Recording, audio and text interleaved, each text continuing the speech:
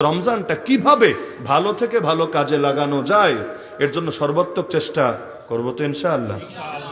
তারাবি যদি খতম হয় তাহলে খতম তারাবির খতমটা পুরা কইরেন। মানে হইল অনেকে আছে বৈশা থাকে, ইমাম রুকুতে গেলে আস্তে কইরা ওইটা ইমামের লগে রুকুতে মিলে আছে না, এর বড় একটা অংশ ইফতারে খায় বেশি, এজন্য ওই মশার মতো হয়ে যায়, উঠতেও পারে না, হাঁটতেও পারে না, নড়তে চড়তেও কষ্ট হয়। তো ইফতারে কমায় খায়েন, তারাবিতে আলহামদু থেকে শরীক হওয়ার চেষ্টা করবেন, যাতে করে নামাজের মধ্যেই পুরো কোরআন খতম শোনা যায়। হাফেজ দুইজন রাখেন না, দুইজন তিনজন চারজনও রাখে অনেক জায়গায়। কেন?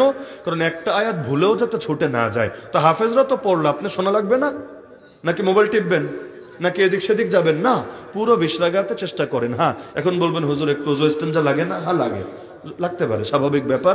4 রাকাতের পরে গ্যাপটা একটু বাড়ায় দিন, প্রয়োজন, সমস্যা নেই। 4 রাকাতের পর একটু ছুটি নেই না আমরা, কি তারাবি 4 রাকাত পর পর একটু ছুটি নেন না?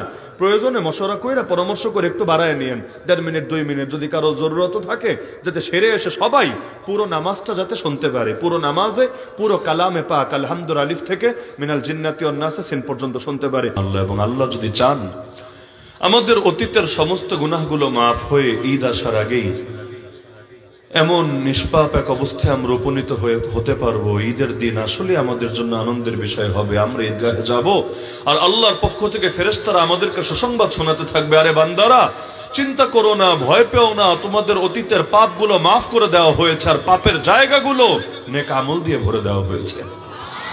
ঈদ তো তার জন্যই আনন্দ যার অতীতের পাপ মাফ হয়েছে। ঈদ তো তার জন্যই আনন্দ যার নাম জাহান্নামের তালিকা থেকে কাটা গিয়ে জান্নাতের তালিকায় লেখা হয়েছে। আরে ওর আবার কিসের ঈদ? এখনো যার নাম জাহান্নামীদের তালিকায় রয়েছে, ওর আবার কিসের আনন্দ? এখনো যার পাপগুলো বাকি রয়ে গেছে। আল্লাহ নবী এবং জিবরিল আমিনের বদদোয়া আছে ওই ব্যক্তির উপর, শাকিয়া আবদুন আদরাকা রমাদান ফানসালাখা মিনহু ওয়া লাম ইগফার লাহু। আরে রমজান এসেছে, আবার রমজান চলেও গেছে, কিন্তু যেই পাপিষ্ঠের পাপগুলো এখনো মাফ হয় নাই, পুরো মাসে আল্লাহর কাছে তওবা করে নিজের পাপগুলো মাফ করাতে পারে নাই, সে একটা কপাল পোড়া, একটা হতভাগা। তাকে বদদোয়া দিয়েছেন স্বয়ং রাসূলুল্লাহ সাল্লাল্লাহু আলাইহি ওয়াসাল্লাম। আল্লাহ তাআলা আমাদের সবাইকে সেই হতভাগ্য বরণ করা থেকে নিরাপদ থেকে তৌফিক দান করুন। তার 2-3 দিনের মধ্যে নেতাজি বন্দী হতে যাচ্ছে। দেশের মধ্যে যেভাবে ডেভিল হান্ট হয়, একইভাবে রমজানের চাঁদ উঠলেও আল্লাহ তাআলা একটা জাতিরে নিয়ে আয়না ঘরে ভরে রাখে। 1 মাস থাক তোরা এই চিপার ভেতরে, বহুত জ্বালাইছিস বান্দাদেরকে 11টা মাস পর্যন্ত, এই মাস তোদের আর কোনো ডিস্টার্ব করার কোনো সুযোগ নাই। ওই জাতিটার নাম কি? শয়তান। আল্লাহ তাআলা শয়তানদেরকে বন্দী করে ফেলেন। সুফিদাতিশ শায়াতিন ওয়া মারাদাতুল জিন। কেন? কারণ নেতা যদি সামনে থাকে, কর্মীদের ভেতরে আলাদা প্রাণচাঞ্চল্য থাকে, ভাবি আলাদা, পাই যেন মাটিতে পড়ে না। আর নেতাজি যদি চিপায় গিয়ে লুকায় থাকে, তখন কর্মী যদি কোটি কোটি থাকে, কর্মীদের ভেতরে রেস্কো আসে না, কারেন্ট আসে না। পুরো বাংলাদেশ ভরা কর্মী আছে, কিন্তু নেতা নেত্রী হারিয়ে গেছে কোন চিপার ভেতরে। এখন কর্মী আছে কর্মীর জায়গায়, ভেতরে আগের মতো ভাব নাই, আগের মতো কর্মচাঞ্চল্য, প্রাণ চাঞ্চল্য নাই। আবার কোনোভাবে চট করে যদি নেতা চলে আসে, দেখবেন কর্মীরা আবার আপন শক্তিতে জ্বলে উঠেছে। এজন্য এমন লোকও দেখা যায় রমজান যখন আসে দাড়িটা পর্যন্ত কাটে না, পাঞ্জাবি ছাড়া অন্য কোনো জামাও গায়ে দেয় না। আর যেই মাত্র ঈদের চাঁদ ওঠে একেবারে ক্লিন শেভ, ফোম শেভ করে ঈদগাহে আসে ঈদের নামাজে হাজির হতে। এমন লোকও আছে 1টা মাস গান বাজনাও করে না, আর ঈদের চাঁদ উঠতে দেরি, আর কিছু না হলেও ঈদের গান জোরে জোরে বাজাতে দেরি করে না। ঈদের গান এভাবে মিউজিক সহ বাজায় কেন? বুঝাতে হবে না মুরব্বী জামিনে মুক্তি পেয়ে গেছে, মুরব্বী ছুটি পেয়েছে, এই আনন্দে তো আনন্দিত হওয়াই লাগবে। তো দেখা যাচ্ছে যে নেতাগুলো যদি বন্দী থাকে, কর্মীদের ভেতরে এমনি প্রাণচাঞ্চল্য কম থাকে। এজন্য আল্লাহ তাআলা অনেকের নেতাগুলোকে বন্দী রাখে এই মাসে, যাতে করে বান্দার ভালো হওয়ার পথে তেমন বড়সড় বাধা না থাকে। হ্যাঁ, নফস নামক বাধাটা অবশ্য থাকবে, নফস থাকবে, নফসের বন্দী নাই। নফস এই মাসেও ছাড়া, এবং ইন্নান নাফসা লাআম্মারাতুম বিসসু, ওর যে কাজ মন্দের কুমন্ত্রণা দেওয়া, মন্দের আদেশ করা, এটা করতেই থাকবে, করতেই থাকবে।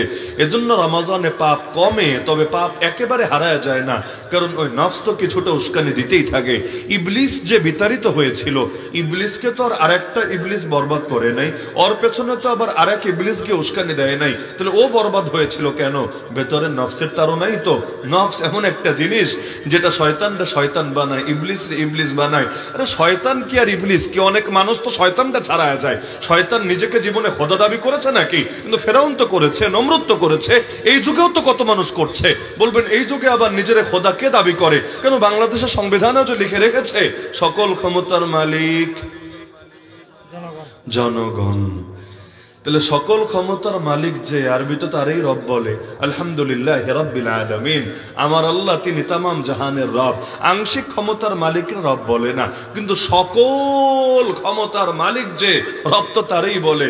এখন আল্লাহর থেকে ক্ষমতা কেড়ে নিয়ে নিজেদের কাঁধে তুলে নিয়ে পতিতালয়কে হালাল করে দিয়েছে, সুদকে হালাল করে দিয়েছে, অশ্লীলতাকে হালাল করে দিয়েছে, কাদিয়ানিরে মুসলমান সার্টিফিকেট দিয়েছে, আরো যত হারাম হালাল এগুলো সব জগা খিচুড়ি পাকিয়ে নতুন করে আর একটা ইসলামে শুরু করেছে। আল্লাহ মূর্তিকে করেছেন হারাম, আর ওরা দেশটারে ভাস্কর্য দিয়ে মূর্তি দিয়ে সয়লাভ করিয়ে দিয়েছে।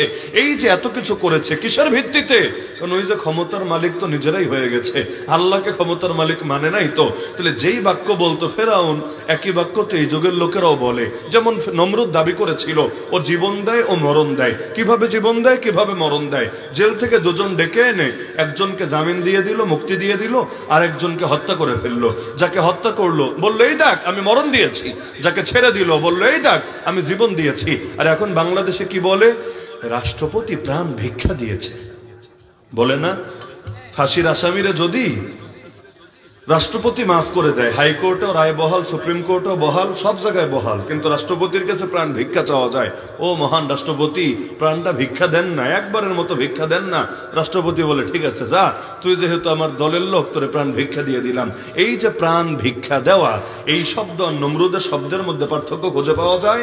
ওইখানেও জেলের লোকরে এনে ছেড়ে দিল, বলল জীবন দিলাম। এখানেও ফাঁসির আসামিরা জেল থেকে ধরে বাইরে মুক্ত করে আর বলে প্রাণ ভিক্ষা দিলাম। তো জেলাও সেই কদু, খালি শব্দ একটু এদিক সেদিক হয়েছে, জিনিসটা একই রয়ে গেছে। কোর্টে এখনো পর্যন্ত দাঁড়ালে বিচারকরে বলা লাগে my lord, my lord. My lord মানে কি? আমার প্রভু, আমার প্রভু। তার মানে যে বিচার করবে সে আপনার প্রভু। তাহলে আল্লাহ কি? নাউযুবিল্লাহ মিন যালিক। বিচারকই নাকি প্রভু? তার মধ্যে আবার আল্লাহর বিচার যদি হয় একটা, তার বিচার হয় আর একটা। আপনি যদি তাকে নিয়ে কোরআন শরীফও ধরিয়ে দেন, বিচারক সাহেব আমাকে এই কোরআন দিয়ে বিচার করে দেন, কোরআনের বিচার মানি, পক্ষে গেলেও মানি, বিপক্ষে গেলেও মানি। কোরআনের বিচারে যদি আমার কল্লা কাটা যায় তাও মানি, আর যদি আমার গলায় ফুল পরায় দেন তাও মানি, কোনো আপত্তি নাই। কারণ আল্লাহ আমাকে কখনো ঠকাবে না। পৃথিবীর সবাই ঠকবাজ হতে পারে, কিন্তু আল্লাহ কখনো বান্দারে ঠকায় না। একইভাবে আরে দুনিয়ার সবাই না ভুল থাকতে পারে, আমার আল্লাহর আইনে কখনোই ভুল থাকতে পারে না। সুতরাং আমাকে আল্লাহর আইন, আল্লাহর কিতাব দিয়ে বিচার করে দেন। দিবে তো বিচার করে, তাই না? দিবে না? দিবে না তো দিবেই না। বলবে তোর এত বড় সাহস, আমাদের আইনকে বুড়া আঙ্গুল দেখিয়েছিস, আবার আমাদের আইনটা বাদ দিয়ে আল্লাহর আইন চাচ্ছিস। তুই আদালত অবমাননা করেছিস। আদালত অবমাননার মামলা একটা খাবেন, আর কপাল যদি বেশি ভালো হয় জঙ্গি মামলা নিয়ে কাশিমপুরে মাগনা মাগনা ডাইল ভাত খাবেন। অপরাধ কি? আপনি আল্লাহর আইন চেয়েছেন, তারটারে বুড়া আঙ্গুল দেখিয়েছেন। সে যে আল্লাহটারে বুড়া আঙ্গুল দেখিয়েছে এতে সমস্যা নাই। আরে ইমানের ঝামেলা এমন এমন জায়গায় ঢুকেছে। আরে রোজার দিনেও কেউ যদি মাপ পেতে চায়, 1 নম্বর শর্ত হাদিসে আছে, মান সামা রামাদানা ঈমানান ওয়া ইহতিসাবান গুফিরা লাহু মা তাকদ্দামা মিন যামবি। যে ব্যক্তি রোজা রাখে ঈমানের সাথে আর সওয়াব লাভের আশা নিয়ে, তার অতীতের সব পাপগুলোকে মাফ করে দেওয়া হয়। তার মানে ইমানের সাথে যে রোজা রাখে না তার পাপগুলো মাফ হয় না। যেমন ধরেন কাদিয়ানিরা রোজা রাখে না, রাখে, নামাজ পড়ে না, পড়ে, হজ করে না, করে, মসজিদ বানায় না, বানায়, সবই করে। আমারে ফতোয়া দেন তো, কাদিয়ানিরা এভাবে আমল করতে করতে করতে এই অবস্থায় যদি মরে, বিনা হিসাবে জান্নাতে যাবে, তাই না? বিনা হিসাবে জান্নাত না বিনা হিসাবে জাহান্নাম? হিসাবও লাগবে না ওদের জাহান্নামে। ঈমান থাকলে বাকিটার হিসাব, ঈমান নাই ওর আবার কিসের হিসাব? বিনা হিসাবে জাহান্নাম। তাহলে কেন? কারণ হলো ঈমানের শর্তে তো ঘাটতি আছে। আমল হলো জিরো, ঈমান হলো সংখ্যা। সংখ্যা থাকলে জিরোর দাম আছে, সংখ্যা নাই, জিরোর দাম নাই। ধরেন সংখ্যা 9 লাগবে না, 1, ছোট একটা সংখ্যা 1 নেন, এর পাশে 0 একটা দিলে 10, 2টা দিলে 100, 3টা দিলে 1000, 4টা দিলে 10,000। যত বসাবেন দাম বাড়বে আর বাড়বে, কিন্তু সংখ্যাটা সরায় দেন। এরপর 0 0 0 0 0 কোটি কোটি জিরো যদি হয়, এটা নিয়ে দোকানদারের কাছে নিয়ে দিলে দোকানদার তো ললিপপ দিবে, তাই না? ওরা দুলাভাই ডাকলেও ললিপপ দিতে রাজি হবে না, বলবে তোর এত জিরো দিয়ে আমার কোনো কাজ হবে না। দেখা যায় সংখ্যা থাকলে শূন্যের দাম আছে, সংখ্যা নাই শূন্যের দাম নাই। ইমান হলো সংখ্যা, আমল হলো শূন্য। ইমান আছে, আমলের দাম আছে। ইমান নাই, আমলের দাম নাই। ধরেন হবিগঞ্জে এমন এক লোক আছে, উদাহরণ হিসাবে ধরেন আছে, যে মনে করে দুনিয়ার মানুষ ভাগ্য জানে, ভাগ্য বলতে পারে, ভাগ্য পাল্টায়ও দিতে পারে। উদাহরণ হিসাবে সে একজনের কাছে গিয়ে হাত দেখাবে, বলবে দেখেন তো আমার হাতে কি আছে। তার হাত একটা আয়না বসায় তারপর দেখবে, দেখে বলবে তোর কপালে এই আছে, সেই আছে, 10 বছর পর এটা, 20 বছর পর এটা, তোর কপালে 2টা লাল টুকটুকে বউ আছে, অথবা তোর কপালে বিয়েই নাই, এই সেই বহুত লেকচার দিল, দেখলো। সেও বললো আচ্ছা তাই নাকি, হ্যাঁ ঠিক আছে, সব বিশ্বাস করে নিল। এই যে আর এক লোক গণকার জ্যোতিষীর কথা বিশ্বাস করলো, আমাকে বলেন ইমান আছে না গেছে? নবীজি বলেন মান আতা কাহিনান আও আররাফা ফাকাদ কাফারা বিমা উনজিলা আলা মুহাম্মাদিন সাল্লাল্লাহু আলাইহি ওয়াসাল্লাম। যে ব্যক্তি কোন গণক এবং জ্যোতিষীর কাছে গেল, সে মুহাম্মদ সাল্লাল্লাহু আলাইহি ওয়াসাল্লামের উপর যা কিছু নাজিল করা হয়েছে সেটাকে অস্বীকার করে ফেললো। বাস একটা পরীক্ষা করলে আপনারা বুঝে ফেলবেন যে এটা কতটা 1 নাম্বারি আর কতটা 2 নাম্বারি। এরকম কোন হাত দেখনেওয়ালা যদি শায়েস্তাগঞ্জে থাকে, তাকে নিয়ে হাত দেখাবেন, একেবারে খাঁটি মনোযোগের সাথে, খুশুখুদুর সাথে হাত দেখাবেন। ভাই আমার হাত দেখা দেন, পয়সা যত লাগে পরে দেখা যাবে, আগে হাত দেখেন। হাত দেখাবে, দেখার পরে যা বলার সব বলবে, সব শুনবেন। শোনার পরে বলবেন আরো কিছু বলার আছে, যদি থাকে আরো 5টা 10টা বলবে। তারপর জিজ্ঞেস করবেন আর কিছু বাকি আছে, বলবে না কিছুই বাকি নেই, যা ছিল সব বলা হয়েছে। এরপর যেই হাতটা দেখিয়েছেন, ডান হাত হোক বাম হাত হোক, যেটা দেখিয়েছেন, হাতটা নিয়ে গায়ে যত জোর আছে, যত শক্তি আছে, পুরা শক্তি দিয়ে আর কানের নিচ বরাবর অথবা কানপট্টি বরাবর ঠাস করে একটা চল লাগাই দেবেন। চমকে উঠবে না, আরে কি করলে, আমি তোর উপকার করলাম, পয়সা না দিয়ে চর মারলি। আপনি বলবেন হাতের মধ্যে 10 বছর পর কি আছে, 20 বছর পর কি আছে, সব দেখলি, এমনকি বউ একটা আছে না 2টা আছে, লাল বউ না সাদা বউ, সব দেখা ফেললি, খালি এই হাতে যে 2 মিনিট পরই তোর নামে একটা চটকনা বরাদ্দ আছে, এটাই খালি দেখলি না। তার মানে তুই আস্ত একটা ভণ্ড বাটপাট ছাড়া কিচ্ছু না। একইভাবে অনেকে আছে যারা আংটি বেচে, পাথর বেচে। এই পাথর পড়লে মনের মানুষকে কাছে পাওয়া যাবে, এই পাথর পড়লে দাম্পত্য জীবন সুখী হবে, এই পাথর পড়লে বিদেশে যাওয়ার ভিসা হবে, এই পাথর পড়লে আগামী নির্বাচনে সিট কনফার্ম, একদম যেই মার্কায় দাঁড়ান সমস্যা নাই, সিট কনফার্ম। এরকম পাথর বেচে না? বিভিন্ন রেল স্টেশনে, বিভিন্ন বাস স্টেশনে, বিভিন্ন ফেরিতে, লঞ্চে, এমনকি ওই যমুনা ফিউচার পার্ক, বাংলাদেশে এর চাইতে বড় শপিং মল নাই, ওই যমুনা ফিউচার পার্কেও দেখেছি বিশাল বড় পাথরের দোকান। ওইটার দোকানের মাসিক ভাড়াই আছে মনে হয় কয়েক লাখ টাকা, বিশাল দোকান, সেখানেও পাথর বেচে। তো ওই জায়গায় তো রিক্সাওয়ালা ভ্যানওয়ালা গিয়ে পাথর কিনতে পারবে না, ওই বড় বড় এমপি মন্ত্রী এরাই যাবে পাথর কিনতে। আমি এমন ব্যবসায়ীও দেখেছি, আঙ্গুল তো 10টা মাশাআল্লাহ, আংটি আছে বেশি না, মাত্র 12টা, মানে 2 আঙ্গুলে আংটি বেশি করে আছে, 2টা করে আছে। আর জিজ্ঞাসা করলে আবার ব্যাখ্যা দেয় না, বলে হুজুর সুন্দর লাগে তাই পড়েছি। কিন্তু এতগুলো সুন্দর লাগে না, খারাপ লাগে। কেন পড়েছে? এক একটার এক এক ব্যাখ্যা আছে, আবার কালারও আলাদা, একটা সাদা, একটা কালো, একটা পিঙ্ক কালার, বিভিন্ন রকমের কালারের আংটি পরে থাকে হাতের ভেতরে। এদের ধারণা যে আংটি পড়লে ভাগ্য পরিবর্তন হবে, অথচ আমাকে বলেন ভাগ্য পরিবর্তনের মালিক কে? ভাগ্য পরিবর্তনের মালিক যদি আল্লাহ হয়, দুনিয়ার লোকে কিভাবে ভাগ্য পাল্টাবে? এমনকি মজার বিষয়, পাথরের মাধ্যমে যদি ভাগ্য পরিবর্তন করা যেতই, পাথর বিক্রেতা সবার আগে নিজের ভাগ্যটা পরিবর্তন করে নিত। এই রোদে পুড়ে পুড়ে, বৃষ্টিতে ভিজে ভিজে কি দরকার পাথর বেচার? অন্তত একটা পাথর বেটা নিজের হাতে পরে নে, তুই গরিবের ইলন মাস্ক হয়ে যা, গরিবের বিল গেটস হয়ে যা, বেশি না পারলেও মোটামুটি হওয়ার চেষ্টা চালা, অন্তত বাংলাদেশের প্রধানমন্ত্রী হ, প্রধান উপদেষ্টা হ। কিন্তু তুই দুনিয়া সবার ভাগ্যের ঠিকাদারে নিলি, নিজের ভাগ্যটা আটকে রইলো, ডাউনলোড ফেইল, এখানে এসে আর নেটওয়ার্ক কাজ করছে না। এটা তো হাস্যকর ব্যাপার ছাড়া আর কিছু না। এগুলো ভণ্ডামি নাকি ভণ্ডামি না? দেখা যাচ্ছে এরকম কত লোক। আরে এমন লোক আছে মাজারে গিয়ে সেজদায় লুটিয়ে পড়ে, আব্বা বিয়ে হয়েছে 12টা বছর, বাচ্চা একটা দাও না। কিভাবে দোয়া করে না? আরে দোয়া করে নাকি করে না? নামাজটাও পড়ে না, আল্লাহর কাছেও চায় না, কিন্তু কি আব্বা বাচ্চা একটা দাও, আরে চাকরি লাগবে, চাকরি দাও, এই লাগবে, সেই লাগবে, দাও দাও। ওই মাজারে গিয়ে আপনি নিজেই চেক দিয়েন এগুলো করে নাকি করে না।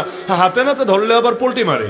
কত মাজারে নিজে দেখলাম সেজদা দিচ্ছে, ধরলে আবার বলে হুজুর সেজদা দেই নাই, পবিত্র মাটিতে কপাল ঠেকিয়েছি আর পবিত্র জমিনে চুমা খেয়েছি। জানেন না? ব্যাখ্যা দেয় সেজদা দেয় নাই, কি দিয়েছে? মাটিতে কপাল ঠেকিয়েছে। ওরে জিজ্ঞাসা করেন সেজদা মানে কি? বলবে সেজদা মানে তো সেজদা, মানে আবার কি? সেজদা শব্দের অর্থই হলো সাজদা ওয়াদউল জাবহাতি আলাল আরদ, মাটির উপরে কপাল রাখা। আরবিতে এটাকেই বলে সাজদা। কেউ যদি বলে সেজদা দেই নাই তবে মাটিতে কপাল রেখেছি, এর মানে বোঝেন? এর মানে হলো রাইস খাই নাই তবে ভাত খেয়েছি, ফিশ খাই নাই তবে মাছ খেয়েছি, হুজুরের বাসায় গিয়ে ফ্রুটস খাই নাই তবে সামান্য ফল খেয়ে স্টেজে এসেছি। অর্থ তো এটাই হচ্ছে, মানে ইংলিশটা মারে নাই, বাংলাটা মারছে আর কি। ওই অনেকে আছে জানাজার নামাজ শেষ হলে হুজুররা চাপ দেয়, হুজুর দোয়া করেন। এই এলাকায় বলে না মনে হয়? অবশ্যই বলে। শায়েস্তাগঞ্জে না বললে বাংলাদেশে কোথায় বলবে? অবশ্যই বলে, হুজুর জলদি দোয়া করেন। যদি জিজ্ঞাসা করে কেন এতক্ষণ কি করলাম, কারণ জানাজার মধ্যে কি করে? জানাজার মধ্যে মূলত দোয়াই করে। জানাজায় তাকবীর কয়টা জানেন তো? তাকবীর কয়টা? চারটা। চারটা তাকবীর দেয়। হ্যাঁ, আবার তাকবীরে আবার হাত একবারই তোলে, তাই না? ঈদের নামাজের মতো আবার প্রতিবার তো আর হাত তোলে না। আচ্ছা, চার তাকবীর দেয়, তবে কাজ কি করে? প্রথম তাকবীরের পর কি করেন? মাশাআল্লাহ, সানা পড়েন। সানা অর্থ কি? প্রশংসা। কার প্রশংসা? আল্লাহর প্রশংসা করেন। দ্বিতীয় তাকবীরের পর কি করেন? দুরূদ শরীফ পড়েন। কার শানে দরুদ? নবীজির শানে দরুদ। তাহলে প্রথম তাকবীরের পর আল্লাহর প্রশংসা করে নিলেন, দ্বিতীয় তাকবীরের পর নবীজির শানে দরুদ পড়ে নিলেন, তৃতীয় তাকবীরের পর কি করেন বলেন? দোয়া পড়েন, তাই না? কার জন্য দোয়া? খালি মরা মানুষের জন্য দোয়া না। আল্লাহুম্মা গফির লিহাইয়িনা ওয়া মাইয়িতিনা। কতটা দোয়ার মধ্যেও নিজের দিক আগে, নিজে বাঁচলে বাপের নাম। হে আল্লাহ, আমাদের মধ্যে যারা জীবিত এদেরকে ক্ষমা করেন, যেটা মারা গেছে ওইটারও ক্ষমা করেন। দোয়ার মধ্যেও দেখেন, আগে কিন্তু আল্লাহ শিখিয়েছেন এভাবে, ব্যাস নিজের জন্য দোয়া আছে, মাইয়েতের জন্য আছে, বড়র জন্য, ছোটর জন্য, নারীর জন্য, পুরুষের জন্য, সবার জন্য দোয়া আছে। এরপর গিয়ে এই কথাও আছে, আল্লাহুম্মা মান আহইয়াইতাহু মিন্না ফাআহিহা আলাল ইসলাম। আল্লাহ আমাদের যাদেরকে বাঁচিয়ে রেখেছেন ইসলামের উপরে বাঁচায় রাখেন। ওমান তাওফাইতাহু মিন্না, আর আমাদের যারে মরণ দেন ফাতাওফাহু আলাল ঈমান, আরে বেঈমান বানায়া মাইরেন না, আল্লাহ ঈমান অবস্থায় ঈমানের হালতেই তাকে মরণ দেন। এই যে সুন্দর দোয়া, এই দোয়াকে আমার বানানো দোয়া, এই দোয়াকে হরসপুরে হুজুরে বানানো দোয়া, এই দোয়া কার শেখানো দোয়া? আল্লাহর শেখানো দোয়া, নবীর পৌঁছানো দোয়া। কারণ নবীরাও শিক্ষা দেন কে? আল্লাহ। আল্লামানি রাব্বি ফাহসানা তালিমি। তাহলে আল্লাহ এবং তার রাসূলের শিখানো দোয়া দিয়ে দোয়া করা হলো জিন্দা মানুষের জন্য, মুর্দা মানুষের জন্য, সকলের জন্য। এবং এই দোয়াটা করার জন্যই জানাজা। কারণ এখন তার দোয়া লাগবে, তার সামনে অনেক বিপদ আছে। কবর এমন এক ভয়াবহ জায়গা, আমার নবী বলেন, মা রাআইতু মানজারান কাত্তু ইল্লা ওয়াল কবরু আফজাউ মিনহু। আরে কবরের চাইতে ভয়াবহ কোন দৃশ্য আমি কখনোই দেখি নাই। এমনকি নবী বলেন, ইন্নাল কবর আউয়ালু মানাজিলিল আখিরা, কবর হলো আখিরাতের প্রথম ঘাঁটি, প্রথম ধাপ। ফাইন নাজা মিনহু, যদি এই ধাপ থেকে মুক্তি পেয়ে যায়, কানা মা বাদাহু আইসারা মিন, এরপরে সব ধাপ তার জন্য সহজ হয়ে যায়। ওয়া ইল্লাম ইয়ানজু মিনহু, আর যদি কবরে মুক্তি না পায়, ধরা খেয়ে যায়, কানা মা বাদাহু আশাদ্দা মিন, এরপরে সবগুলো তার জন্য বড় জটিল, বড় কঠিন হয়ে যায়। এজন্য ওসমান রাদিয়াল্লাহু আনহু কবরের পাশ দিয়ে গেলে এত কাদা কাঁদতেন, দাড়ি পর্যন্ত ভিজে যেত, টপ টপ করে পানি গড়িয়ে পড়তো। তিনি বলতেন, আরে আখিরাতের প্রথম ঘাঁটি এটা, এখানে ধরা খেয়ে গেলে পরে সব ধাপে ধরা। তাহলে তার তো দোয়া লাগবে, কারণ তার সামনে এখন বড় পেরেশানি আছে। আর কবরে রাখার পরেই কবর সবাইকে একটা চাপ দেবে, আমাকে, আপনাকে, ইমানদারকে, কাফেরকে, নেককারকে, বদকারকে। চাপ একটা সবারই খাওয়া লাগবে। হ্যাঁ, বদকারের জন্য এই চাপটা হবে গজব, ইমানদারদের জন্য এই চাপটাও হবে রাহমাত। মৃত্যু যন্ত্রণা সবার হয় না? আরে হয় না কি হয় না? শহীদেরও হয়, পরিমাণে কম হয়, সেটা আলাদা বিষয়, বাকি হয়। ওয়াজাআত সাকরাতুল মাউত বিল হক যালিকা মা কুনতা মিনহু তাহিদ। বলবেন আল্লাহ, কাফেরদের হতে পারে, ইমানদারদের কেন হয়? আরে কাফেরের হয় কারণ এটাও তার জন্য শাস্তি, আর ইমানদারের এ কারণে হয় কিছু পাপ তো বাকি আছে, প্রতি মুহূর্তে তো আর তওবা করি না আল্লাহর কাছে। আর কবিরা গুনাহ তো কিছু জানি, সগীরা গুনাহ যে কয়টার হিসাবই তো নাই, করতেই থাকি, করতেই থাকি, করতেই থাকি। তা আল্লাহ তাআলা মৃত্যু যন্ত্রণা দিয়ে বান্দার অধিকাংশ পাপ মাফ করে দেন। যে বান্দা যা কষ্ট করা শেষ টাইমে করে নে, আর যাতে তোরে জাহান্নামে ফেলে কষ্ট না দেওয়া লাগে। কবরে রাখার পর কি হয়? নবী বলেন, একটা ছোট বাচ্চাকে, নিষ্পাপ বাচ্চাকে কবর দেওয়া হলো। নবী বললেন, লাউ ইন ফালাতা আহাদুন মিন দাগতাতি হাযাল কবরি লান ফালাতা হাযা সাবিয়্যু। আরে পৃথিবীতে কেউ যদি কবরের চাপ থেকে রক্ষা পেত, অন্তত এই শিশু বাচ্চাটা কবরের চাপ থেকে ঠিক রক্ষা পেত, কিন্তু পায় নাই, কবর তাকেও চাপ দিয়েছে। এমনকি এক সাহাবী যার নাম সাদ বিন মুআদ রাদিয়াল্লাহু আনহু, কি নাম? সাদ বিন মুআজ। সাদ তার নাম, মুআজ বাপের নাম, আর বিন মানে পুত্র। সাদ বিন মুআজ রাদিয়াল্লাহু আনহু তিনি যখন শহীদ হন, নবীজি বলেছিলেন ইহতাজ্জা আরশুর রহমান লিমাউতি সাদ ইবনে মুআজ। সাদ বিন মুআজের মৃত্যুতে রহমানের আরশ পর্যন্ত কেঁপে উঠেছে। এত দামি সাহাবী, এত দামি সাহাবী। অন্য হাদিসে আছে যাকে রিসিভ করতে 70,000 ফেরেশতা চলে এসেছে। কিন্তু নবীজি বলেন একদিকে তো এত দামি যে হাযাল্লাযী তাহাররাকা লাহুল আরশ, কিন্তু আরেকদিকে লাকাদ তাদায়াকা আলা হাযাল আবদি সালিহ কবরুহু সুম্মা ফুররিজা আনহু। এই নেককার বান্দাটার জন্য তার কবর বড় সংকীর্ণ হয়ে গিয়েছিল, বড় সংকীর্ণ। এরপর কবরকে আবার প্রশস্ত করে দেওয়া হয়েছিল। তার মানে কবর তাকেও একটা চাপ দিয়েছে। বলবেন কেন চাপ দেয়? ইমানদারকে কেন চাপ দেয়? দুইটা ব্যাখ্যা আছে। কয়টা ব্যাখ্যা? প্রথম ব্যাখ্যা আপনারা বোঝেন, একটা আকল খাটালে সবাই বুঝবেন। সেটা হলো মৃত্যু যন্ত্রণার ক্ষেত্রে যে ব্যাখ্যা দিলাম একই ব্যাখ্যা। অর্থাৎ ওই যে মৃত্যু যন্ত্রণার দ্বারা ধরেন যত পাপ আছে এর মধ্যে 70-80% আল্লাহ ঝরিয়ে দিয়েছে, সগীরা গুনাহ প্রায় বেশিরভাগই ঝরে গেছে। এরপরও 10% 20% যা বাকি আছে কবরের চাপ খেয়ে একদম পুরো সাফ সাফ হয়ে গেছে। এখন 100% পিওর, ফরমালিন মুক্ত, ভেজাল মুক্ত জিনিসে পরিণত হয়েছে। লেকিন আরেকটা ব্যাখ্যা আছে। একটা তো হলো এটা যে গুনাহ যা একটু সামান্য বাকি আছে এটাও মাফ হলো। আরেকটা ব্যাখ্যা আছে, সেটা হলো একটু মজার ব্যাখ্যা আর কি। আমাদের দেহ কিসের তৈরি? মাটির তৈরি। এবং আমাদের দৈহিক রঙের ভিন্নতা, স্বভাবের ভিন্নতা, এটাও মাটি থেকে এসেছে, নবীজি জানিয়েছেন। কারণ আল্লাহ তাআলা এত ফেরেশতা থাকতে মালাকুল মউতকে পাঠিয়েছিলেন যা জমিন থেকে মাটি নিয়ে আয়। তো ফেরেশতা এক মুষ্টি মাটি নিয়েছে, বাকি ফেরেশতার মুষ্টি আর আমার মুষ্টি তো সমানই, তাই না? কি সমান? তো ফেরেশতা এক মুষ্টি নিয়েছে, মাশাআল্লাহ, একদম হরেক ক্যাটাগরির মাটি সেখানে চলে গেছে। নরম মাটি, শক্ত মাটি, আঠালো মাটি, বালু মাটি, লালচে মাটি, কালাচে মাটি, যত মাটি আছে। এবং এটা নেওয়ার পরে নিল শুকনা মাটি, এরপর এটার সাথে পানি মিশ্রিত করা হলো, হয়ে গেল কাদা মাটি। ওই কাদা মাটি দিয়ে খামিরা বানানো হলো, সেখান থেকে দেহ তৈরি করা হলো। নবীজি জানালেন মানুষের গায়ের রঙের যে ভিন্নতা এটাও মাটি থেকে এসেছে। ফামিনহুম আল আসওয়াদ ওয়াল আহমার। এই যে কেউ কালা, কেন কিছু মাটি আছে কালো মাটি, কালচে মাটি, আবার কিছু আছে লাল মাটি। আমাদের সিলেটেও আছে না লাল মাটি? তো কিছু মানুষ দেখতে লাল বাদামি, কিছু মানুষ আবার কালা কুচকুচা, ওই যে আফ্রিকান নিগ্রোরা। আবার কিছু হলো আমাদের মতো মাশাআল্লাহ পুরো কালাও না পুরো ধালাও না, মাঝামাঝি আছে, শ্যামবর্ণ। একইভাবে ভেতরের স্বভাবও কেউ এত নরম, পুরাই নরম, এক গালে চর মারলে ভাব এমন যেন আরেক গালে গিয়ে দিবে। আছে না এমন মানুষ? মানে পুরা নরম, মানে সবাইরা ক্ষমা করার জন্য এক পায়ে রেডি। জান হুজুর, ফেরাউনরে ক্ষমা করে দিলাম, নমরুদরে ক্ষমা করে দিলাম, আবু জাহালরে ক্ষমা করে দিলাম। মানে হইল ওই বাক্য তো বলে না, তবে এটা বলে নরেন্দ্র মোদীকে ক্ষমা করে দিলাম, রকে ক্ষমা করে দিলাম, ফ্যাসিস্টকে ক্ষমা করে দিলাম। আরে বেটা, ক্ষমা চাইছে কেউ তোর কাছে? হাক বের ক্ষমা করে এগুলো দেখানোর কি দরকার আছে? মানে হলো দিলটা নরম তো, খালি ক্ষমা আর ক্ষমাই ঝরতে থাকে। আর কিছু মানুষ এত গরম, এত গরম। কেউ একটা ঝাড়ি দিয়েছিল 10 বছর আগে, এটাও মনে আছে। একটু বাঁকা চোখে তাকিয়েছিল, একদিন চেয়ারে বসতে দেয় নাই, এইটাও মনে আছে। তখন তো দিন ছিল না, তো এই প্রতিশোধ নিতে পারে নাই। এখন দিন এসেছে, একেবারে তীর তরবারি নিয়ে রাস্তায় নেমে পড়েছে। কে আছিস? বললে আয় সামনে, ধরে তোদেরকে প্রতিশোধ নেব সেই 5 বছর আগের, 10 বছর আগের। তো এই যে ভেতরে স্বভাবের ভিন্নতা, এটাও মাটির কারণে। সর্বোপরি কথা হলো এই দেহ যেহেতু মাটি থেকে, আর কবর দেওয়া হয় কিসের ভেতরে? তাহলে মাটির জিনিস মাটিতে ফিরে গেছে। মিনহা খালাকনাকুম ওয়া ফিহা নুঈদুকুম ওয়া মিনহা নুখরিজুকুম তারাতান উখরা। দুনিয়াতে কি হয়, মনে করেন আপনি আমার ছোটবেলার দোস্ত, বহুদিন দেখা নেই, 20 বছর দেখা নেই। আজকে হুজুর দাওয়াত দিল সুরাবই, এখন আসলাম। আইসা, কিরে দোস্ত তুই এখানে? আপনি বাবা, কারে দোস্ত তুই এখানে? কি হবে?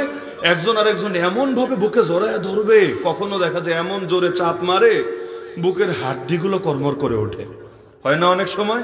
আবার ধরেন ছেলে বিদেশে থাকে, 5 বছর ধরে দেশে আসে না, হঠাৎ বলা নেই কওয়া নেই সারপ্রাইজ, পুরো ঘরের সামনে এসে হাজির। আব্বা! বাপ দেখে অবাক, আরে আমার ছেলে এখানে। গিয়ে দেখা যায় এমন ভাবে ঝাঁপায় পড়ে, কতক্ষণ কথাই বলতে পারে না, বুকে জড়ায় রাখে, হয় না এমন? তাহলে দুনিয়াতে দেহ তো মাটি থেকে আল্লাহ বানিয়েছেন, তাই না? মাটির বুকেই ফিরে গেলাম। মাঝখানে তো বিশাল লম্বা গ্যাপ পড়ে গেছে, 60 বছর, 70 বছর, 80 বছর মিলন নাই, বিরহ বেদনা, বিরহের যাতনা। এতদিন পর মাটি যখন ফিরে পায়, তো কোনো কোনো মুহাদ্দিস এই ব্যাখ্যাও করেছেন, মাটি একটু মহব্বতে বুকে জড়ায় না, একটু আলিঙ্গন করে, কি রে দোস্ত এতকাল পর আইসোস, কি খাইছোস না খাইছোস, কেমনে দুনিয়াতে থাকছোস, আয় একটু বুকে আয়, তো ব্যাস একটু চাপ দেয়। কিন্তু কবরের চাপ বলে কথা, এক চাপে কাম হয়ে যায়। মোটামুটি এমন এক চাপ দেয় বুকের হাড্ডিগুলোর পর্যন্ত খবর হয়ে যায়। তো এই যে কবরের ভেতরে চাপ দেয়, তাহলে পেরেশানি আছে নাকি নাই? আরে আছে নাকি নাই? তাহলে দোয়া তো লাগবে, দোয়ার জন্যই তো জানাজা। এবং দোয়া যাতে কবুল হয় এজন্য শুরুতে দুরূদ, তার আগেও আল্লাহর প্রশংসা। কারণ নামাজও দোয়া করি এভাবে, আত্তাহিয়াতু মানে কার প্রশংসা? আত্তাহিয়াতু লিল্লাহি ওয়াস সালাওয়াতু ওয়াত তাইয়্যিবাত, আল্লাহর প্রশংসা। এরপর নবীর শানে দুরূদ আছে নাকি নাই? প্রথমে সালাম জানাই, আসসালামু আলাইকা আইয়ুহান নবী ওয়া রাহমাতুল্লাহি ওয়া বারাকাতুহু, বলতে বলতে নবীর শানে দুরূদ, আল্লাহুম্মা সাল্লি আলা মুহাম্মাদ ওয়া আলা আলি মুহাম্মাদ। এরপরে গিয়ে আমাদের মূল মাকসাদ দোয়া। কি দোয়া? আল্লাহুম্মা ইন্নী যালামতু নাফসি যুলমান কাসীরা, অনেক পাপ করে ফেলেছি, আল্লাহ মাফ করে দেন। ওই যে দোয়া। তাহলে দোয়া যাতে কবুল হয় এজন্য প্রথমে প্রশংসা, এরপর নবীর শানে দুরূদ, শেষে গিয়ে দোয়া। একই সিরিয়াল জানাজায় হয় নাকি হয় না? একই সিরিয়াল সূরা ফাতিহাও আছে, আলহামদুলিল্লাহি রাব্বিল আলামিন আর রহমানির রহিম মালিক ইয়াউমিদ্দিন ইয়াকা না'বুদু ওয়া ইয়াকা নাস্তাঈন। এই যে আল্লাহর প্রশংসা করলাম, এরপর গিয়ে দোয়া, ইহদিনাস সিরাতাল মুস্তাকিম সিরাতাল লাযিনা আন'আমতা আলাইহিম। তাহলে দোয়া কবুল করতে চাইলে ডাইরেক্ট শুরু করা ভালো নাকি আগে রবের প্রশংসা আর নবীর শানে দরুদ পড়া ভালো? সবাই একমত? তাহলে জানাজার নামাজ এভাবে দোয়া হয় নাকি হয় না? আর এই দোয়া শিখিয়েছেন কে? স্বয়ং আল্লাহ, এবং পৌঁছে দিয়েছেন মুহাম্মদুর রাসূলুল্লাহ সাল্লাল্লাহু আলাইহি ওয়াসাল্লাম। তো এরপর যে আবার বলেন হুজুর আবার দোয়া করেন, এতক্ষণ কি করলাম? মানে হলো হুজুর এতক্ষণ তো আরবিতে মারছেন, বুঝি না, এবার একটু বাংলায় মেরে দেন। মূল কথা হলো এটা আর কি। না হলে জানাজার দোয়ার পরে আল্লাহ এবং তার নবীর চাইতে ভালো দোয়া কোন হুজুর পড়তে পারবে? হুজুরে ধরে আনেন আমারে। আল্লাহ এবং তার নবীর শেখানো দোয়ার চাইতে ভালো দোয়া কেউ পড়তে পারবে? পৃথিবীতে কারো পক্ষে সম্ভব এটা? সুবহানাকা লা ইলমা লানা ইল্লা মা আল্লামতানা ইন্নাকা আনতাল আলিমুল হাকিম। তো ওই দোয়ার পরে আবার আলাদা দোয়া করতে বলে, অথচ লাশ যত দেরিতে কবরে রাখে লাশের কষ্ট হতে থাকে। মাছ যেমন পানিতে ভালো থাকে, মানুষ মারা যাওয়ার পর মাটির বুকেই ভালো থাকে।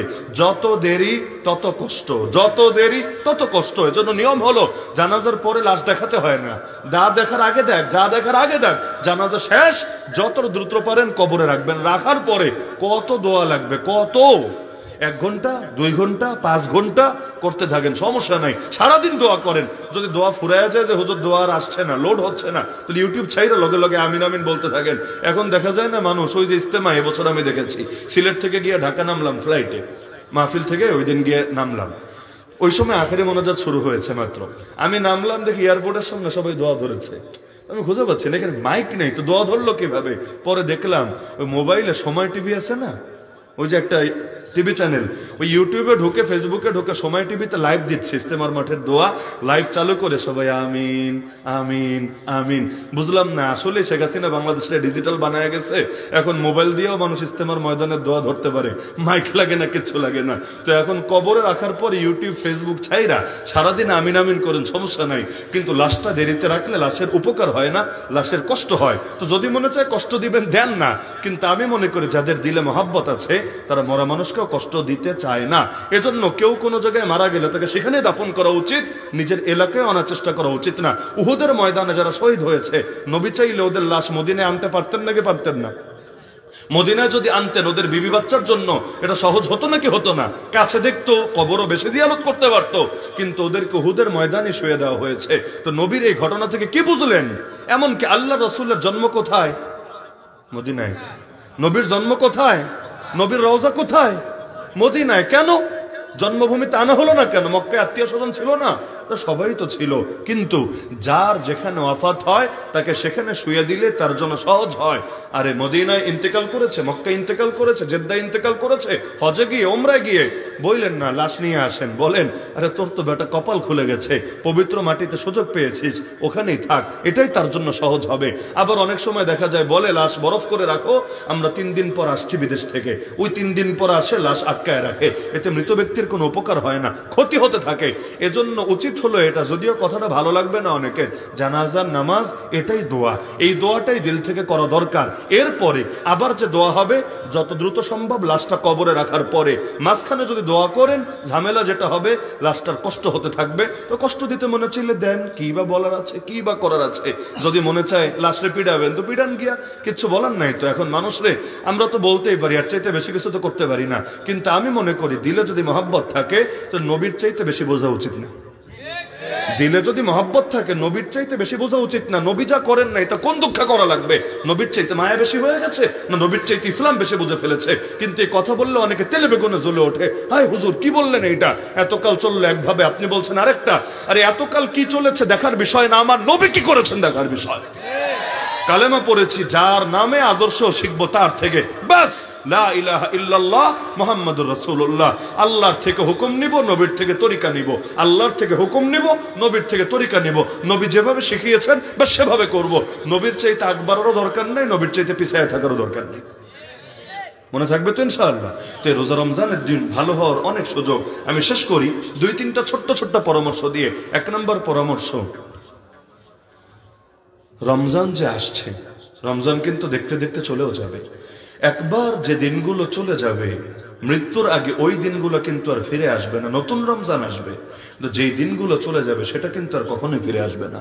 এখানে যারা আছেন, যারা ভেবে রেখেছেন এই রমজানে 5টা রোজা রাখবেন, 10টা রাখবেন, 20টা রাখবেন, আপনাদেরকে বলছি আল্লাহর ওয়াস্তে একটা বিষয় ভাইবেন, মা থাকতে মায়ের কদর বুঝতে হয়। মা চলে গেলে যতই নতুন নতুন মা বানান, শাশুড়ি মা, গাভী আম্মা, দেশমাতৃকা, আরো যত যা কিছু বানান, আসল মায়ের বিকল্প কেউ হয় না। দাঁত থাকতে দাঁতের গুরুত্ব বুঝতে হয়। দাঁত পড়ে গেলে সোনার দাঁত, রূপার দাঁত, যে দাঁত লাগান, আসল দাঁতের কাজ দ্বিতীয় কেউ দিবে না। বাপ থাকতে বাপের কদর করতে হয়। বাপ চলে গেলে যতই শ্বশুর আব্বা, উকিল আব্বা, পীর আব্বা, আরো যত আব্বা আছে, কোন আব্বা নিজের আসল আব্বার কাজ দিতে পারে না। একইভাবে রমজান থাকতেই রমজানের গুরুত্ব দিতে হয়। একবার রমজান চলে গেলে সারা জীবন যদি রোজায় কাটান, সারা জীবন যদি রোজায় কাটান, তবুও রমজানের একটা ফরজ রোজার সমান সারা বছরের 11 মাসের রোজা হবে না। ফরজ ফরজই, ফরজ করেছেন কে? আর আল্লাহ যেটা ফরজ করেছেন, আবশ্যক করেছেন, এটারে বাদ দিয়া আল্লাহর বেশি সন্তুষ্টি অন্য কোনো কিছু দিয়ে অর্জন করা সম্ভব না। যারা জোহর পড়েন না, তারাবির নামাজ এশকো আর এশকো, একদম পুরা জজবার সাথে তারাবি পড়েন, একদম ফুল মনোযোগ, কিন্তু সারা বছর জোহর পড়েন না। আপনি ভাবতেছেন যে না আপনার জান্নাতে এক পা ইতিমধ্যে ঢুকে গেছে, কিন্তু আপনি ভুলের মধ্যে আছেন। ফরজ ফরজই আর সুন্নত সুন্নতি। ফরজের তুলনা পৃথিবীতে দ্বিতীয় কোনো কিছু দিয়েই হয় না। আমি বাংলাদেশে এমন লোক চিনি, সববরাত সারা রাত কাটায় নফল পড়ে, অথচ ওর জিম্মায় কয়েক হাজার ওক্ত কাজা ফরজ নামাজ জমে আছে। কি নাই এমন লোক? আপনাদের গ্রামে নাই? বহুত আছে। তো এই কাজা কে আদায় করবে রে পাগলা? বলবে হুজুর বাকির নাম তো ফাঁকি, যেহেতু টাইম মতো পড়ি নাই তো ছায়া, সেগুলো মাফ হয়ে গেছে। অথচ যদি আপনি আসলেই আন্তরিক থাকতেন, কাজা অনেক জমে আছে সন্দেহ নাই, তো ডেইলি 2 ওক্ত করে কমান, 5 ওক্ত করে কমান, 10 ওক্ত করে কমান, চাইলে এগুলো কোনো অসম্ভব ব্যাপার না। আপনি আজকে উদ্যোগ নেন, আগামী 2 বছর, 3 বছর, 5 বছরের মধ্যে তো অন্তত কাজা শেষ করা সম্ভব। উদ্যোগ নিলে সম্ভব নাকি সম্ভব না? তো কাজা জমে আছে জিম্মায়, আর আপনারা কে বলেছে এত বেশি নফল পড়তে? আর নফল পড়া মানে মাথায় পাগড়ি পড়ছেন, কিন্তু আপনার যে পরনে লুঙ্গি নেই খবর আছে? জিনিসপাতি দেখা যায় বেটা, আগে জিনিস ঢাকেন, এরপর মাথায় কি পড়লেন কি পড়লেন না সেটা পরেও দেখা যাবে। তো ফরজের খবর নাই, নফল নিয়ে ইশকের কোনো শেষই নাই। এগুলো হয় নাকি হয় না আমাদের? আল্লাহ মাফ করুন। সুতরাং এই রমজানের সবগুলো রোজা রাখবেন তো ইনশাআল্লাহ। কারণ পরে গিয়া যতই আপনি ভালো হন, যতই জামানের হাসান বসরি সাজেন, তো যেই মাসটা চলে যাবে, এই মাসের এই দিনগুলো কখনোই ফেরাতে পারবেন না। অনেকে আছে জামাতে যখন আসে, জামাত মানে হইলো ওই যে মসজিদে জামাতে নামাজ, যেটা এখন তো জামাত শব্দের আবার অনেক অর্থ, এজন্য ক্লিয়ার করে দিলাম। মানে তবলিগ জামাতও না, জামাতে ইসলামীও না, ওই জামাতে নামাজ যেটা, ওই জামাতে আসলে অনেকে দেখবেন যদি ইমামরে রুকুতে পায় আল্লাহু আকবার বইলে শরিক হয়, যদি দেখে ইমাম সেজদায় আছে আর নামাজে খাড়ায় না, আছে না? ইমাম ওঠো, আগে ওঠো, তারপর আমি আল্লাহু আকবার বলে শরিক হব। অতিরিক্ত একটা সেজদা কেন দিব? লাভ নাই তো, এতে তো আমার রাকাত কাউন্ট হবে না। আছে না এমন অনেক ফাজিল? আছে না? বহুত আছে, বহুত আইলসা। এগুলাই ইমামরে তারা দিতে থাকে বিভিন্ন ভাবে, আসো।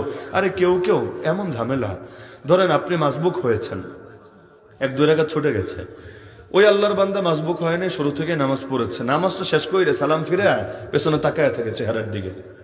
হয় না অনেকে? মানে তাড়াতাড়ি শেষ করো, আমি যাবো, তোমার জন্য যেতে পারছি না, মানে ডাইরেক্ট তো বলতে পারেন, অদৃশ্য সিগন্যাল দেয়, তাকায় থাকে, কেউ দাঁড়ায় থাকে, একদম দাঁড়ায়া। এখন মানে ভাবটা এমন, জলদি নামাজ শেষ করো। এদের কারণে নামাজে মনোযোগ নষ্ট হয় নাকি হয় না? নামাজের মনোযোগ নষ্ট করে এত গুনাহ, এত গুনাহ। নবী বলেন ওই যে সামনে দিয়ে হেঁটে গেলে আর কদ্দুর মনোযোগ নষ্ট হয়, তো অতটুকুর কারণে এত পাপ হয়। নবী বলেন লোকে যদি জানতো এতে কি পাপ, প্রয়োজনে সে 40 অপেক্ষা করতো। সেটা 40 দিন, সপ্তাহ, মাস, বছর, অনেক কিছুই হতে পারে। প্রয়োজনে 40 অপেক্ষা করতো, তবু এত বড় পাপ সে করতো না। নিয়ম হলো, আপনি যদি কারো সামনে থাকেন, বরাবর সামনে যদি থাকেন, পেছনে এসে নামাজ পড়ছে, সমস্যা নেই, আপনি ডানে অথবা বামে টার্ন নিয়ে চলে আসতে পারেন। নিষেধ কোনটা? ক্রস করা নিষেধ। ক্রস বুঝেন না? আমি নামাজ পড়ছি, ডাইন থেকে বামে চলে গেলেন, বাম থেকে ডাইনে চলে আসলেন, গুনাহ হয়েছে আপনার। কিন্তু বরাবর সামনে আছেন, বরাবর সামনে আছেন, আপনি ওইটা ডাইন দিয়া বা বাম দিয়া কাটায় চলে আসেন, সমস্যা নেই, আপনি ক্রস করেন নাই, আমাকে নিষেধাজ্ঞার কিছু নাই। কিন্তু এখানে বৈশা যদি সিগন্যাল মারতে থাকেন না, আপনার পাপ আছে।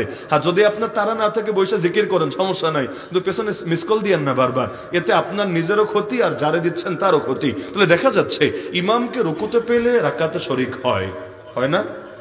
এমন হওয়া হয় ইমামরা রুকুতে ধরার জন্য দৌড় দেয়, দৌড়, একদম মসজিদ কাঁপায় দৌড় দেয়। দৌড় দেওয়া নিষেধ, সাবধান। কখনোই নামাজের রুকু ধরার জন্য দৌড় দিবেন না, কখনো না, নিষেধ। কারণ দৌড় দিলে নামাজে স্বাভাবিক হতেই তো সময় লাগে, কতক্ষণ তো এভাবেই করতে থাকবেন, খুশো খুশো আসবে কিভাবে? তো একইভাবে ইমামরে সাজদায় পেলে, সেজদায় পেলে যে শরিক হন না, অথচ মাসালাকে জানেন, এই যে ইমামের সাথে যদি নামাজে শরিক হয়ে সেজদা দিতে পারতেন, এই সেজদার দ্বারা যদিও রাকাত গণনা হতো না, কিন্তু এরকম একটা সেজদার দাম 7 আসমান জমিনের চাইতেও বেশি। জামাতে শরিক হয়ে ইমামের সাথে সেজদা দিতে পারে, যেন তেন ব্যাপার না, আল্লাহ তো আরো সুযোগ করে দিয়েছে, অতিরিক্ত দিতে পারছেন। কারণ রাকাত তো 4টা আপনার লাগবেই, ওই 4 রাকাতে যা পাওয়ার তো পাবেন, এখানে অতিরিক্তটা পাচ্ছেন। সুতরাং এই সুযোগকে কেন মিস করবেন? তো রমজানের দিনগুলোকে কাজে লাগান। আর যদি রমজানে 30টা রোজা রাখতে পারেন, আর শাওয়াল মাসে মাত্র কয়টা? 6টা রাখতে পারেন, আল্লাহ পুরো বছর রোজা রাখার সওয়াব দিয়ে দিবেন। তা রোজা রাখবেন মাত্র 30 দিন, আর ওদিকে হলো 6 দিন, মাত্র 36টা রোজা। কিন্তু 36 রোজা দিয়ে 360 রোজা সওয়াব আল্লাহ দিয়ে দিবেন। আল্লাহ তো দিতেই চায়, আমরা নিতে চাই না। দেখেন না, রমজানের শেষ রাতে উঠি, তাহাজ্জুদ কেন পড়ি না? সমস্যা কোথায়? বাকি 11 মাস পড়েন না, মানলাম যে আপনি উঠতেই পারেন না, ফজরই ছুটে যায় আপনার, তাহাজ্জুদের ওয়াজ দিয়ে কি হবে? কিন্তু রমজানে তো ওঠেন, কি সাহারি খেতে ওঠেন না? আর আপনাদের এলাকায় হয়তো ঘুমায়, আমাদের সিলেটে তো ঘুমাই না, রমজানের রাত্রে ঘুমাই না, অধিকাংশ লোক ঘুমায় না, একেবারে সাহারি খেয়ে ফজর পরে তারপর ঘুমায়। এজন্য রমজানেও তফসির মাহফিল চলে, এদিকে চলে না, আমার ধারণায় চলে না। কিন্তু সিলেটে গত বছর আমার ঈদের আগের রাত পর্যন্ত তফসির করতে হয়েছে, এই বছরও আছে। প্রথম 2 সপ্তাহ তো দেশেই থাকবো না, এই 2 সপ্তাহ বাদ, কিন্তু যেদিন থেকে আসবো ওদিন থেকে টানা ঈদের আগের রাত পর্যন্ত আছে। তো দেখা যাচ্ছে আপনি যদি ঘুমান বা না ঘুমান, যেটাই করেন, সাহারিতে তো ওঠেন নাকি গাইবি ভাবে খায় নেন আপনারা? আচ্ছা, সাহারি তো ওঠেন, উঠলে আল্লাহর জন্য 2টা রাকাত তাহাজ্জুদ পড়া সম্ভব না? বেশি পড়লে আলহামদুলিল্লাহ, 8 রাকাত যদি পারেন আরো আলহামদুলিল্লাহ, কিন্তু সর্বনিম্ন 2টা রাকাত সম্ভব না? একটু আগে ওঠেন, 3টায় উঠতেন, তাহলে 2টা 55-তে ওঠেন, 50-এ ওঠেন, সারা বছর তো পড়েন না, একটা মাস আল্লাহর জন্য পড়া যাবে না ইনশাআল্লাহ? আমি দাওয়াত দিয়ে দিচ্ছি, আমি তো চাবাতে পারবো না, আমি দাওয়াত দিয়ে দিচ্ছি, 2টা রাকাত হলেও নিয়মিত পড়েন ইনশাআল্লাহ। ইফতারের আগে দোয়া করেন, মিস করেন না। বাসায় যদি ইফতার করেন, মসজিদে করলে তো মসজিদে পরিবেশ আছে, দোয়া এমনি হয়ে যায়, কিন্তু বাসায় হলেও যা পারেন তা বলেন আল্লাহকে। যদি বলেন হুজুর আমি বাক্যই বলতে পারি না, আরে ভাই মুখ বন্ধ করে দিলে দিলে কথা বলো আল্লাহর সাথে, আল্লাহ মুখেরটাও শোনে, আল্লাহ দিলেরটাও শোনে। আল্লাহরে বলবো না, বলবা কারে? এই যে দোয়ায় হাত তুললে কথা আসে না, এটা কেন জানেন? দূরত্ব হয়ে গেছে। বাপ যদি বিদেশ থাকে, বাচ্চা ছোটবেলায় বাচ্চারে রেখে বিদেশ চলে গেছে, 2 বছর পর এসেছে, আসার পর দেখবেন বাচ্চাও দূরে দূরে থাকে, কোলে আসতে চায় না, কথা বলতে চায় না, হয় নাকি হয় না? দূরত্ব হয়ে গেছে। কিন্তু 2 দিন 3 দিন একটু আদর টাদর করলে, চকলেট টকলেট কিনে দিলে, এরপর আবার ঠিকই আব্বা আব্বা আব্বা করতে থাকে, হয় নাকি হয় না? আমার নিজেরই তো হয়েছে। 1 বছর জেল খেটে এসেছি, ছোট বাচ্চারে রেখে গেছি 6 মাসে, মাত্র 6 মাস। যখন বের হয়েছি তার বয়স 1.5 বছর, কারণ 22 রমজান ঢুকলাম, পরের বছর 1 রমজান বের হলাম। তা আমি মাঝখানে তো আর চেহারাও দেখার সৌভাগ্য হয় নাই, আমাকে কোর্টে নেয় নাই, ফ্যামিলির সাথেও সাক্ষাৎ করতে দেয় নাই, কিচ্ছু দেয় নাই পুরো 1টা বছর। যে 1 বছরের প্রথম 6 মাস তো আমি জানি না ফ্যামিলি কই আছে না আছে, বেঁচে আছে না মরে গেছে, সুস্থ আছে না অসুস্থ আছে, কিচ্ছু জানি না, পুরো দুনিয়া থেকে বিচ্ছিন্ন গেল। তো দেখা গেল পরে 1 বছর পর যখন বের হলাম, বের হওয়ার পর এখন চিনতে পেরেছে, কিন্তু দূরে দূরে থাকে, ডাকলে আসে না, কোলে নিলেও কান্না শুরু করে দেয়। এটা নিজের কাছে কেমন লাগছে, হায় রে আমার বাচ্চা আমার চেনে না, জিনিসটা কেমন হলো। কিন্তু দেখা গেল 2-3 দিন পর স্বাভাবিক হয়ে গেছে। তো দুনিয়াতেও একটু গ্যাপ পড়ে গেলে সম্পর্কটা স্বাভাবিক করতে একটু সময় লাগে। আল্লাহর সাথে তো বিশাল দূরত্ব হয়ে গেছে, দোয়ায় হাত তুললেও কান্না আসে না, দোয়ায় হাত তুললেও আরে অবাক লাগে। মুনাজাত না করলে নাই, তো মুনাজাতে হাত তুইলা করে না, একদল আঙ্গুল ফুটায়, একদল হলো জিলাপির প্যাকেট খোঁজে। সব ঠিকঠাক আছে কিনা, মুয়াজ্জিন সাহেবের চোখের তলে আছে না কই আছে? আরে আজীব ব্যাপার ভাই, কার সামনে ভিক্ষার হাত তুলেছো খবর আছে? তোমার সামনে কেউ ভিক্ষা চাইতে আইসে এমন এমন করলে তোমারই মেজাজ গরম হবে যে কি করো, আমরা অপমান করছো নাকি, ফাইজলামি করছো নাকি? সেখানে আল্লাহর সামনে হাত তুলে এগুলো কি? না তুললে নাই, আপনার যদি এত তারা থেকে হাত তুললেন নাই, যে অনেকে আছে তারাবি পরে এমন ভাবে কোরআন বদদোয়া দিতে থাকে ওদেরকে। তো ভাই তোমার যদি টাইম না থাকে, এত ব্যস্ততা থাকে, সূরা তারাবি পড়ো, কেনা করেছে খতম তারাবি পড়ছে এমন ভাবে কোরআনের বদদোয়া কামাচ্ছ তুমি এভাবে পড়ার মাধ্যমে। মান লাম ইয়াতাগান্না বিল কোরআনি ফালাইসা মিন্না। তাহলে এভাবে কোরআন পড়ার কি দরকার আছে? সময় না থাকলে কেউ বাধ্য করেছে নাকি? খতম তারাবি পড়তে হবে। খতম তারাবি পড়লে আল্লাহরে খুশি করে পড়াতে হবে, আল্লাহরে খুশি করে। আল্লাহ খুশি হওয়ার পর জনগণ খুশি হলো আলহামদুলিল্লাহ, না হলে আলহামদুলিল্লাহ। কারো যদি ভালো না লাগে যে হুজুর এভাবে পড়ে কেন, যা ভাগ, তো তারাবি পড়া লাগবে না এখানে। তো তোরে খুশি করতে গিয়ে আল্লাহরে নারাজ করবো নাকি? চিন্তার বিষয় যে তোমারে খুশি করতে গিয়ে আল্লাহকে নারাজ করবো নাকি? আমি বলছি না কারিয়ানা স্টাইলে শুরু করতে হবে, কিন্তু সর্বনিম্ন কোরআন বোঝা যায় এভাবে তো অন্তত পড়তে হবে। এখন যদি এমন ভাবে পড়ি, আল্লাহ মাফ করুন, আল্লাহ মাফ করুন, এগুলো মুখে আনতেও লজ্জা লাগে। আমি কপি করে শোনাতে চাচ্ছি না, কিন্তু এমন এক বাংলাদেশ ছিল, যদিও অনেকটা পরিবর্তন ঘটছে আলহামদুলিল্লাহ, এটা ভালো আলামত। হ্যাঁ, আবার আরেক দল ফাজিল আছে, এরা বলবে হুজুর তাহলে তাড়াতাড়ির সাথে 20 রাকাত না পড়ে ধীরস্থির ভাবে 8 রাকাত পড়লে ভালো হয় না? এত বুদ্ধি নিয়ে ঘুমায় কেমন আমার তো বুঝে আসে না। মাথার মধ্যে বুদ্ধি কিলিবিলি করে, এদের বালিশ কি মাথার উপরে থাকে না নিচে থাকে আমার তো বুঝে আসে না। কেউ যদি আপনারে বলে যে হুজুর 5 ওয়াক্ত নামাজ না পড়ে 2 ওয়াক্ত একটু মনোযোগের সাথে খুশু ইখলাসের সাথে পড়লে ভালো হয় না, আপনি কি বলবেন? একমত হবেন? একমত হবেন? দুনিয়াতে মাথা ব্যথার সমাধান ওষুধ দেওয়া, মাথা কেটে ফেলা না। তারাবির নামাজ তাড়াতাড়ি অনেকে পড়ে, এটা আমরা কেউ সমর্থন করি না। একজন আলেম এটার পক্ষে দালালি করে নাই। কে কবে করেছে বলেন? এখন পরিস্থিতি শিকার, এখন পুরো বাংলাদেশের সমস্যা। চাইলে একদিনে হয়তো ঠিক হবে না, কিন্তু বলতে হবে, ধীরে ধীরে পরিবর্তন হবে। একদিনে না হলে 10 দিনে হবে, 10 দিনে না হলে 20 দিনে হবে, হবে ইনশাআল্লাহ, এক সময় হবে। কিন্তু মাথা ব্যথার সমাধান তো মাথা কেটে ফেলা না, যে এখন মনোযোগের সাথে অথবা ধীরস্থির ভাবে। আরে ধীরস্থির ভাবে যদি পড়তেই পারো 8 কেন? তাহলে 20 তুমি পড়ো। আর যদি 8 তুমি পড়ো লম্বা সূরা দিয়ে পড়ো, তাহলে 20 তুমি ছোট সূরা দিয়ে ধীরস্থির ভাবেই পড়ো। মূল বিষয় তো নামাজটা সুন্দরভাবে হওয়া, খতম হতেই হবে, এটা ফরজ ওয়াজিব কিছু না। কিন্তু তোমার যদি এত তাড়া থাকে, ঠিক আছে, আলাম তারা কাইফা ফাআলা থেকে নাস পর্যন্ত 10টা সূরা আছে, এটাকে 10 রাকাতে আবার 10 রাকাতে মানে 2 বার ঘুরে ধীরস্থির ভাবে পড়ো না। আমরা ধীরস্থিরতার পক্ষে, আমরা কোরআনের অর্থ বিকৃত করে ফেলার পক্ষে না। কিন্তু তাই বলে আমরা কোরআনকে সুন্দর করতে গিয়ে রাকাত কমায় ফেলারও পক্ষে না। রমজান তো কামানোর মাস, বেশি থেকে বেশি কামাবো। 20 রাকাত তারাবি পড়বো, 8 রাকাত তাহাজ্জুদ পড়বো, এশা জামাতে পড়বো, আবার গিয়ে ফজর জামাতে পড়বো, মাঝখানে কিছু সময় তেলাওয়াত করবো, দ্বীনের তালিমও করবো। বাসার মধ্যে তালিম চালু করে দেন রমজানে। হাদিসের একটা কিতাব বা নবীজির জীবনের একটা কিতাব বা মাসালার একটা কিতাব বা আকীদার একটা কিতাব বাসায় পড়েন, কারণ জান্নাতে আপনার যাওয়া লাগবে, বিবি বাচ্চা যাওয়া লাগবে না? আরে লাগবে নাকি লাগবে না? তো বাসায় একটু তালিম চালু করেন না। আরে তালিমে এমন জাদু আছে, আমি যাদেরকে পরামর্শ দিয়েছি আলহামদুলিল্লাহ সবাই এগুলো সাক্ষী আছে। বাসায় শুধু তালিম চালু করেন, বিবিদের মধ্যে যদি পরিবর্তন না আসে আমারে বইলেন, আসবেই আসবে। আপনাদের বয়ানে অত কাজ হবে না। নারীদেরকে যত সহজে নবীর হাদিস শুনলে, নবীর জীবনী শুনলে তাদের দিলে পরিবর্তন হয়, আপনাদের 1000 পৃষ্ঠা পড়ে শোনালে যা হবে না, নারীদের 100 পৃষ্ঠা শোনালে এর চাইতে বেশি ফায়দা হবে ইনশাআল্লাহ। আপনি বিশ্বাস না হলে চালু করে দেখেন। ঘর যদি রহমতের ঘর, বরকতের ঘর না হয় আমাকে বইলেন। তো রমজানটা কিভাবে ভালো থেকে ভালো কাজে লাগানো যায়, এর জন্য সর্বাত্মক চেষ্টা করবো তো ইনশাআল্লাহ। তারাবি যদি খতম হয়, তাহলে খতম তারাবির খতমটা পুরা কইরেন। মানে হইল, অনেকে আছে বৈশা থাকে, ইমাম রুকুতে গেলে আস্তে কইরা ওইটা ইমামের লগে রুকুতে মিলে, আছে না? এর বড় একটা অংশ ইফতারে খায় বেশি, এজন্য ওই মশার মতো হয়ে যায়, উঠতেও পারে না, হাঁটতেও পারে না, নড়তে চড়তেও কষ্ট হয়। তো ইফতারে কমায় খায়েন। তারাবিতে আলহামদু থেকে শরীক হওয়ার চেষ্টা করবেন, যাতে করে নামাজের মধ্যেই পুরো কোরআন খতম শোনা যায়। হাফেজ 2 জন রাখেন না? 2 জন 3 জন 4 জনও রাখে অনেক জায়গায়। কেন? কারণ একটা আয়াত ভুলেও যাতে ছুটে না যায়। তো হাফেজরা তো পড়লো, আপনি শোনা লাগবে না? নাকি মোবাইল টিপবেন, নাকি এদিক সেদিক যাবেন? না, পুরো 20 রাকাতে চেষ্টা করেন। হ্যাঁ, এখন বলবেন হুজুর একটু ওযু ইস্তেঞ্জা লাগে না? হ্যাঁ লাগে, লাগতে পারে, স্বাভাবিক ব্যাপার। 4 রাকাতের পরে গ্যাপটা একটু বাড়ায় দিন, প্রয়োজনে সমস্যা নেই। 4 রাকাতের পর একটু ছুটি নেই না আমরা?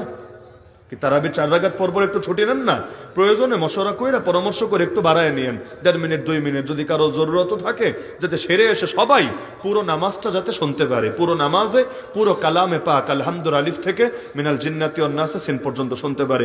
সর্বশেষ একটা পরামর্শ, এটা আমি পরামর্শ দিচ্ছি না, আমাদের একটা বাস্তবতা শেয়ার করছি। সিলেটে অনেক জায়গায় হয়, ঢাকায় অনেক জায়গায় আমি দেখেছি, এদিকে হয় কিনা আমি জানি না। বাকি একটা অভিজ্ঞতা শেয়ার করা থাকলো, পছন্দ হলে আপনারা করতে পারেন, না হলে নাও করতে পারেন, সমস্যা কিছু না।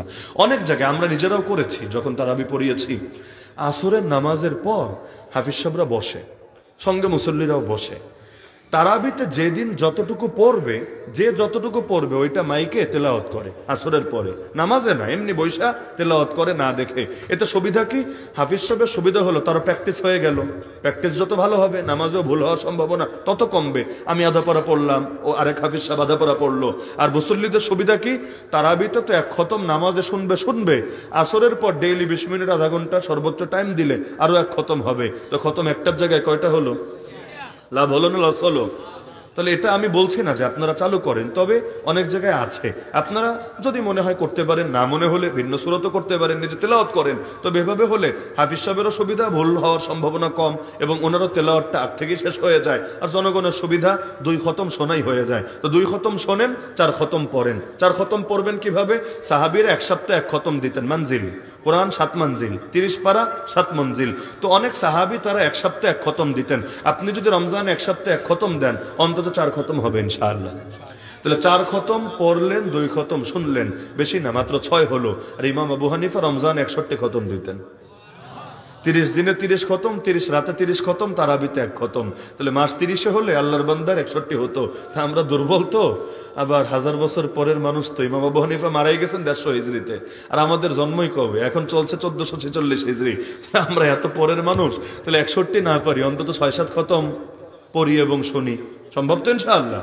আর যারা কোরআন পারেন না, সারা জীবন না পাইলেই বসে দেয় গেলে, আর লাগবো না পারা। যারা কোরআন পড়তে পারেন না, এভাবেই যায়েন গা কবরে নাকি? না কোরআন পড়ার শেখার চেষ্টা করবেন? রমজানে একটু চেষ্টা করা যায় না ইনশাআল্লাহ? শুরু করেন, আলিফবা দিয়ে শুরু করেন। আলিফবা শেখার কোনো বয়স নাই, আল্লাহর কালামের জন্য ছোট হলে ভাই কি সমস্যা? আল্লাহ জান্নাতে বড় বানায় দিবে ইনশাআল্লাহ। তো যে কথাগুলো আলোচনা হলো, আল্লাহ তাআলা আমল করার তৌফিক দান করুন। আলহামদুলিল্লাহি রাব্বিল আলামিন, ওয়াসসালাতু ওয়াসসালামু আলা সাইয়্যিদিল মুরসালিন ওয়া আলা আলিহি ওয়া আসহাবিহি আজমাইন।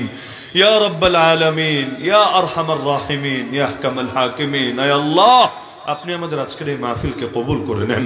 আয় আল্লাহ, আপনি আমাদের জিন্দগির সমস্ত গুনাহগুলোকে মাফ করে দেন।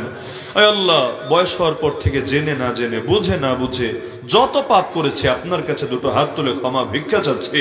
মেহেরবানি করে এই মাহফিল থেকে নিষ্পাপ হয়ে বাড়িতে ফিরে যাওয়ার তৌফিক দান করেন। আয় আল্লাহ, আমাদের মা বাবা, আপনজন, আত্মীয় স্বজন, মায় মুরব্বী যারা কবরে শায়িত আছেন, প্রত্যেকের কবরকে জান্নাতের বাগান বানিয়ে দেন। আয় আল্লাহ, আমাদের যে মুরব্বীরা এখনো জীবিত আছেন, তাদেরকে নেক হায়াত দান করেন। আমাদের মধ্যে যারাই অসুস্থ, সবাইকে শিফায়ে কামিলা আজল নসিব করেন। যারা ঋণগ্রস্ত, সবাইকে ঋণ পরিশোধের তৌফিক দান করেন। যে যে মুসিবতে আটকে আছে, আল্লাহ সকলের মুসিবতকে আপনি দূর করেন।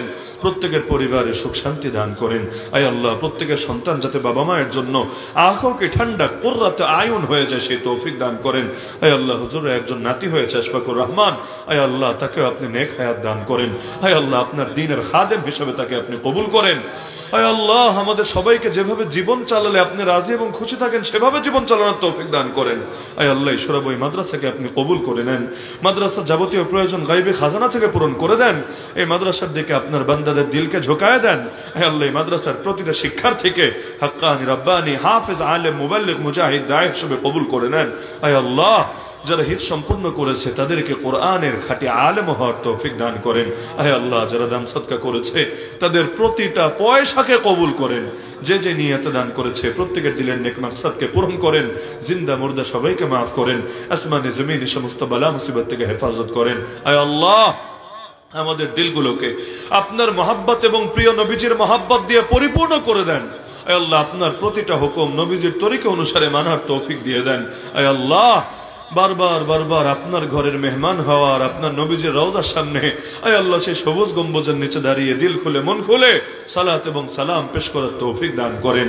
আয় আল্লাহ, এখানে উপস্থিত প্রতিটা মানুষকে মক্কা মদিনার মেহমান হিসেবে কবুল করেন। আয় আল্লাহ, জাগ্রত অবস্থায় নবীকে দেখি নাই, আয় আল্লাহ স্বপ্ন যোগে নবীকে দেখে যাতে দিলটারে ঠান্ডা করতে পারি সেই তৌফিক আমাদের সবাইকে দান করেন। আয় আল্লাহ, হাসরের ময়দানে নবীজির শাফাত যাতে লাভ করি, নবীজির হাতে হাউজে কাউসারের পানি পান করার সৌভাগ্য যাতে অর্জন করতে পারে সেই তৌফিক দান করেন। আয় আল্লাহ, আমাদের পক্ষ থেকে অজস্র অগণিত সালাত এবং সালাম প্রিয় নবীজির রওজায়ে আতহার এবং আহলে বাইতের আয় আল্লাহ উদ্দেশ্যে আপনি পৌঁছে দেন। আয় আল্লাহ, আমাদের সবাইকে মৃত্যু পর্যন্ত হকের উপর কায়েম এবং দায়েম থাকার তৌফিক দান করেন। আয় আল্লাহ, একটা মাত্র জীবন, এই জীবন যাতে আপনার দ্বীনের জন্য ওয়াকফ করে দিতে পারি। আয় আল্লাহ, মৃত্যু পর্যন্ত দ্বীনের খেদমতে লেগে থাকতে পারি সেই তৌফিক আমাদের সবাইকে দান করেন।